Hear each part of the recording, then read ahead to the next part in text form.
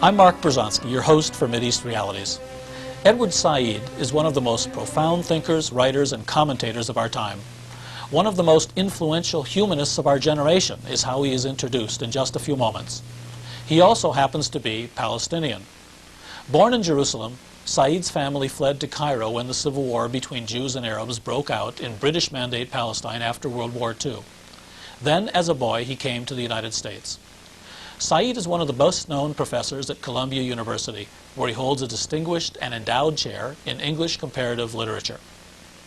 As you will hear in the upcoming introduction, he has held nearly every major fellowship known to man or beast, and has delivered some 27 endowed lectures. Said is in demand throughout the world at major universities, not only in the field of literature, but as a social critic and political analyst. Though in his early years at Columbia, Said was not greatly politically involved, he became more and more so in the 70s and 80s. He was, in fact, a prominent member of the Palestine National Council during the time when the PLO was most ostracized and vilified in the U.S. In recent years, especially since the Gulf War and the agreements that followed between Israel and what was the PLO, Edward Said has become one of the most outspoken dissenters from and critics of U.S. foreign policy, Yasser Arafat, and developments in the Middle East region. Said's books and articles have been widely published throughout the world in many languages. Orientalism, published in 1978, is considered a defining treatise on the subject of Western cultural and social imperialism. In this series of 4 Mideast Realities programs, we are very pleased to be able to bring you one of Edward Said's most interesting and provocative recent lectures. The title of the lecture is The Clash of Civilizations, and Said delivered it at the University of Wisconsin in Madison in November of '95. What Said discusses is, of course, much broader than just contemporary Middle East events. But what he discusses is actually of considerable importance in providing the vital background necessary to really appreciate these events and put them in historical perspective. And during the lecture, and even more so in the question and answer period, Said specifically comments about Israeli-Palestinian developments in the past few years, comments that are of extreme importance and should be very carefully pondered.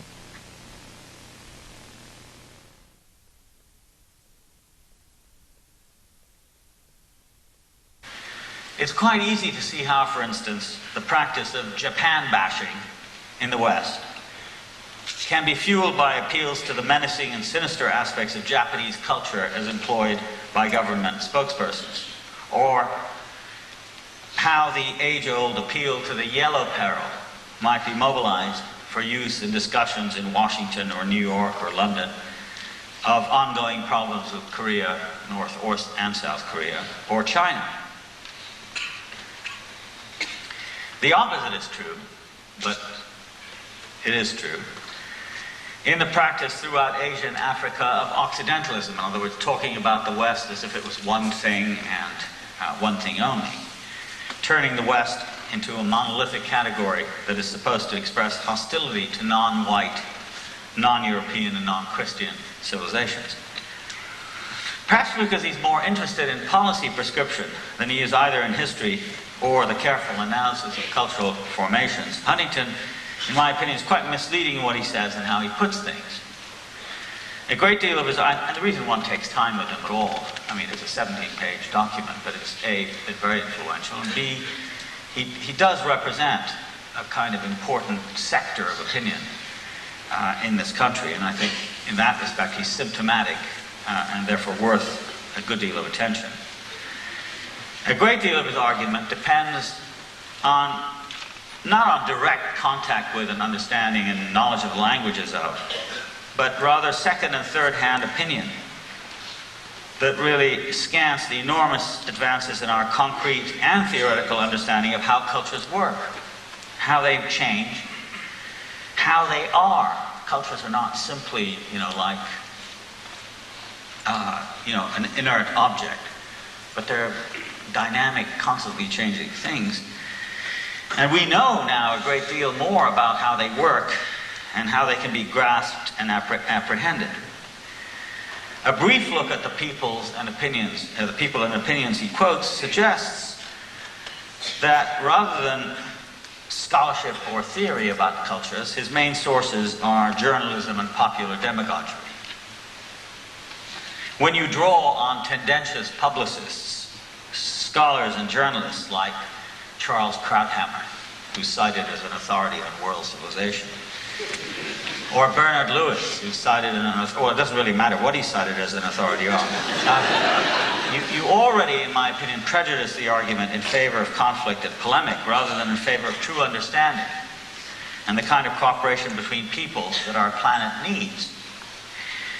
Huntington's authorities are not the cultures themselves, therefore, but a small handful of authorities, or pseudo-authorities, picked by him because, in fact, they emphasize the latent belligerency in one or another statement by one or another so-called spokesman about that culture. The giveaway for me is the title of his essay, which nobody has commented on, I think, The Clash of Civilizations, which is not his phrase, but Bernard Lewis's phrase. On the last page of Lewis's essay entitled The Roots of Muslim Rage, and Muslims are always talked about in terms of rage and madness and insecurity and all these other things. An article that appeared in the Atlantic Monthly in September of 1990, Lewis speaks about his diagnosis of the current problem of the Islamic world. I quote, "It should by now be clear that we are facing a mood and a movement in Islam, that is, far transcending the level of issues and policies and the governments that pursue them." In other words, we're really not talking about the real world at all. This is no less than a clash of civilizations. The perhaps irrational but surely historic reactions of an ancient rival against our Judeo-Christian heritage, our secular present, and the worldwide expansion of both. It is crucially important that we, on our side, should not be provoked into an equally historic but also equally irrational reaction against that rival. Now, I don't want to spend too much time discussing the lamentable features of Lewis's article. I've described his methods elsewhere: the lazy generalizations, the reckless distortions of history, the wholesale demotion of civilizations into categories like irrational, enraged, so on and so forth. Few people today with any sense would want to volunteer such sweeping characterizations as the one advanced by Lewis about 1 billion Muslims, whom he calls irrational and enraged. Muslims who are scattered through at least 5 continents, dozens of different languages and traditions, as well as histories. Of them all, he says that they're all enraged at Western modernity, as if 1 billion people were only one person sitting in a chair opposite Lewis, sort of frothing at the mouth. And Western civilization itself was no more complicated a matter than a simple declarative sentence. But what I do want to stress is, first of all, how Huntington has picked up from Lewis the notion that civilizations are monolithic and homogeneous. And second, again from Lewis, how he assumes the unchanging character of the duality between us and them.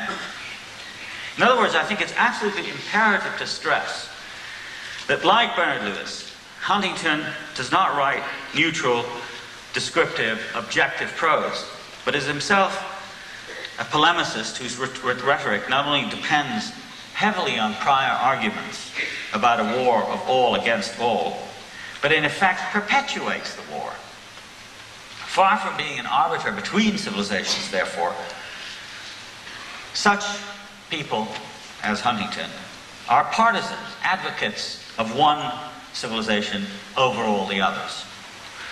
Like Lewis, Huntington defines Islamic civilization reductively, as if what most matters about it is its supposed anti-Westernism, as if every Muslim in the world wakes up every morning and feels very anti-Western.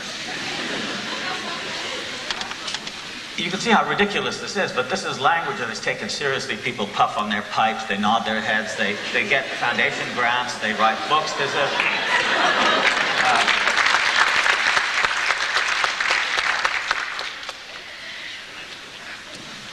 For his part, Lewis tries to give a set of reasons for his definition, that Islam has never modernized, that it never separated between church and state, that it has been incapable of understanding other civilizations. These are Lewis's reasons, but Huntington doesn't even bother with them. For him, Islam, Confucianism, and the other 5 or 6 civilizations that would include Hindu civilizations, Japanese, Slavic Orthodox, Latin American, and African, as well, of course, as the West. That all of these still exist and are separate from each other, and consequently potentially in a conflict which he wants to manage, not resolve. That's the point. He writes as a crisis manager, not as a student of civilization, nor as a reconciler between them. At the core of his essay, and this is what has made it strike so responsive a chord among post-Cold War policymakers, is this sense of cutting through a lot of unnecessary detail, of masses of scholarship and huge amounts of experience, and boiling all of them down to a couple of catchy, easy to quote and remember ideas, which are then passed off as pragmatic, practical, sensible, and clear. But is this the best way to understand the world we live in? Is it wise, as an intellectual and a scholarly expert, to produce a simplified map of the world that simply overlooks politics and history entirely?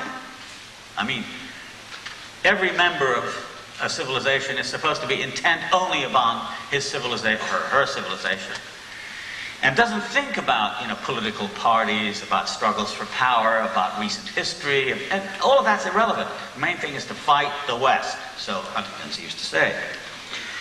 And then takes this idea and hands it over to generals and civilian lawmakers as a prescription, first for comprehending and then for acting in the world. Doesn't this method, in effect, prolong and deepen conflict? What does it do to minimize civilizational conflict? Do we want the clash of civilizations? Is that really what we want in the end? And Huntington seems to think, yes, that is what we want. And doesn't this thesis mobilize nationalist passions and therefore nationalist murderousness? Shouldn't we ask the question, why is one doing this sort of thing? To understand or to act? To mitigate or to aggravate the likelihood of conflict? I would want to begin to survey the world situation by commenting on how prevalent it has become for people to speak out now in the name of large and, in my opinion, undesirably vague and manipulable abstractions like the West, or Japanese culture, or Slavic culture, or Islam, or Confucianism. Labels that collapse religions, races, and ethnicities into ideologies that are considerably more unpleasant and provocative than 19th century scholars like Gobineau and Renan did 150 years ago. Strange as it may seem, though, these examples which dot the media and even scholarly discourse today, these examples of group psychology run completely amok, are not new, and they're certainly not edifying at all. They occur in times of deep insecurity. That is, when people seem particularly close to and thrust upon each other, peoples of different civilizations. The result either of expansion, war, imperialism, or migration. I mean, if you think about France today, France is no longer made up exclusively of Frenchmen with names like Dupont and Chirac, for that matter. There are several hundred thousand, close to 2 million Muslims in France today. So you can't speak of France in the same old way. It's changed. And this sudden appearance of new nationalities, new identities in the midst of what used to be or was thought of as homogeneous identities produces an effect of sudden and unprecedented change. And this, of course, exacerbates the language of group identity. Let me give a couple of examples to illustrate what I mean from history. The language of group identity, when people start seriously to talk about themselves as French or British in a kind of aggravated, what we would call chauvinistic or even xenophobic way, makes its particularly strident appearance from the middle to the end of the 19th century as the culmination of decades of international competition between the great European and American powers for territories in Africa and Asia. In the battle for what Conrad called the empty spaces of Africa, the Dark Continent, France and Britain, as well as Germany and Belgium, resort not only to force but to a whole slew of theories and rhetorics for justifying their plunder in Africa. Perhaps the most famous of such devices is the French concept of civilizing mission, mission civilisatrice, a notion underlying which is the idea that some races and cultures have a higher aim in life than others.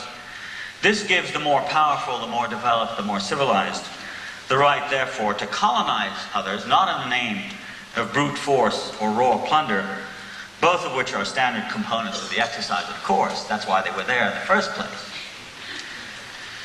But in the name of a noble ideal. So you could do the killing, you could take the plunder, slave labor, etc. But at the same time say you're really doing it for their good because we have a mission to civilize the native.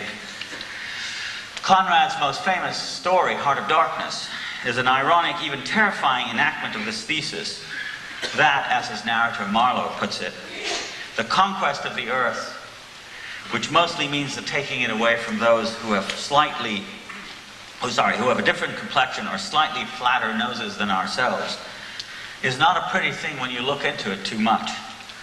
What redeems it is the idea. An idea at the back of it, not a sentimental pretense, but an idea.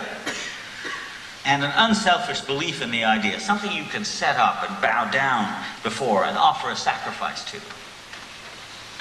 Now, in response to this kind of logic, two things occur. One is that competing powers, the French, the British, and the others, invent their own theory of cultural or civilizational destiny in order to justify their actions abroad and to distinguish themselves from the others who are doing the same thing. Britain had a theory like that, Germany had one, Belgium had one, and of course, in the concept of manifest destiny, the United States had one too, as an imperial power in the 19th century. These redeeming ideas dignify the practice of competition and clash, whose real purpose, as Conrad quite accurately saw, was power, conquest, self-aggrandizement, treasure, and unrestrained self-pride. I would go so far as to say that what we today call the rhetoric of identity, by which a member of one ethnic or religious or national or cultural group puts that group at the center of the world, derives from that period of imperial competition at the end of the 19th century. And this in turn provokes the concept of worlds at war, or civilizations at war, that quite obviously is the heart of Huntington's article. It received its most frightening application in H.G. Wells's fable, The War of the Worlds, which one recalls expands the concept to include a battle between this world and a distant interplanetary one.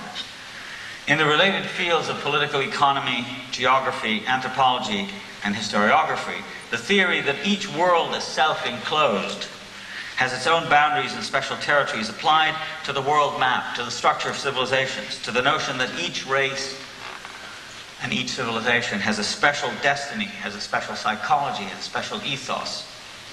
All of these ideas, almost without exception, are based not on the harmony, but on the conflict or clash between worlds. You see it in the works of Gustave Le Bon, the French group psychologist, who wrote a famous book called The World in Revolt, and in such relatively forgotten works as F.S. Marvin's Western Races and the World, published in 1922, and in Pitt Rivers' The Clash of Culture and the Contact of Races, 1927. So this is all background to Huntington. The second thing that happens is that, as Huntington himself concedes, the lesser people, the people who are the objects of the imperial gaze, respond by resisting their forcible manipulation and settlement. We now know that active primary resistance to the white man began the moment he set foot in places like Algeria, East Africa, India, and elsewhere. Later, primary resistance, throwing spears, fighting battles, and so on, was succeeded by secondary resistance, the organization of political and cultural movements determined to achieve independence and liberation from imperial control, at precisely the moment in the 19th century that among the European and American powers, a rhetoric of civilizational self-justification begins to be widespread. A responding rhetoric among the colonized people develops, one that speaks in terms of African or Asian or Arab unity, independence, self-determination. In India, for example, the Congress Party was organized in 1880, and by the turn of the century had convinced the Indian elite that only by supporting Indian languages, Indian industry, Indian commerce, could political freedom come. These are ours and ours alone, runs the argument, and only by supporting our civilization against theirs, the British. Note the us versus them construction here. Only then can we stand firmly on our own. One finds a similar logic at work during the Meiji period in modern Japan. Something like this rhetoric of belonging is also lodged at the heart of each independence movement's nationalism, and it achieved the result shortly after World War II, not only of dismantling the classical empires, but of winning independence for dozens of countries thereafter. India, Indonesia, most of the Arab world, Indochina, Algeria, Kenya, all these emerged between 1945 and 1965 onto the world scene, sometimes peacefully, sometimes as the effect of internal developments, as in the Japanese instance, and as the result of ugly colonial wars, or wars as they were called, of national liberation.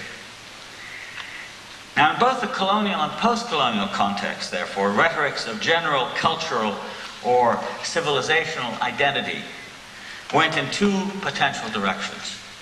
One, a utopian line that insisted on an overall pattern of integration and harmony between all peoples. No more empires, let us all be brothers and sisters together, first as Africans, then as Asians, then as citizens of the world community. That was one line. The other was a line that suggested as how all civilizations were so specific and jealous, monotheistic in effect, as to reject and war against all the others. Among instances of the first, or utopian, line are the language and the institutions of the United Nations, founded in the aftermath of World War II. We're celebrating the 50th anniversary of that institution today. And the subsequent development out of that of various attempts at world government predicated on coexistence, voluntary limitations of sovereignty, integration of peoples and cultures harmoniously. Among the second are the theory and practice of the Cold War. And more recently, the idea that the clash of civilizations is, if not a necessity for a world of so many different parts, then a certainty. That's Huntington. According to this, cultures and civilizations are basically separated from each other. I don't want to be invidious here and to just talk only about attitudes like Huntington's in the West, because in the Islamic world, for example, there's been a resurgence of rhetorics and movements stressing the inimicability of Islam with the West. Just as in Africa, Europe, Asia, movements have appeared that stress the need for excluding designated others as undesirable. Former Yugoslavia is a landscape of desolation as a result of that kind of logic. White apartheid in South Africa was such a movement too. The point of this short cultural history of the idea of the clash of civilizations is that people like Huntington are products of that history and are shaped in their writings by it. Moreover, the language describing the clash is laced with considerations of power. The powerful use it to protect what they have, what they do. The powerless or less powerful use it to achieve parity, independence, or a comparative advantage with regard to the dominant power. Thus, to build a conceptual framework around the notion of us versus them is in effect to pretend that the principal consideration is epistemological and natural. Our civilization is known and accepted, theirs is different and strange. Whereas in fact, I would want to argue the framework separating us from them is constructed, is situational, is belligerent, is designed to prolong conflict. Within each civilizational camp, we will notice, there are official representatives of the culture or civilization who make themselves into its mouthpiece. You know, people like William Bennett, who's going around telling us what our virtues really are. I mean, I didn't vote for Bennett. I didn't appoint him to that, but that function seems to exist now, proliferating as a function within cultures and countries.